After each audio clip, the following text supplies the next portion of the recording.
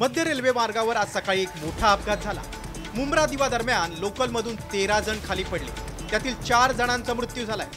जखमींमध्ये 2 महिला प्रवाशांचाही समावेश आहे। मुंब्रा आणि दिवा रेल्वे स्टेशन दरम्यान 2 लोकल ट्रेन एकमेकांजवळून गेल्या, त्यावेळी लोकलच्या फुटबोर्डवर उभं राहून प्रवास करणाऱ्या प्रवाशांच्या बॅगा घासल्या आणि 13 जण खाली पडले।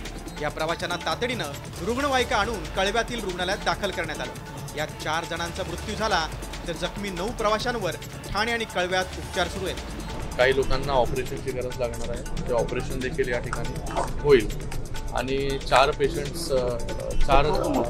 4 लोक जे आहेत ते सिव्हिल हॉस्पिटलला ब्रॉड डेड आणि बाकी पेशंट 7 पेशंट्स हे कळवा हॉस्पिटलमध्ये इथे त्यांचा उपचार जो आहे हा सुरू आहे। या अपघातामुळे लोकलचा प्रवास दिवसेंदिवस अधिक जीवघेणा होत चालल्याचं पुन्हा एकदा अधोरेखित झालंय।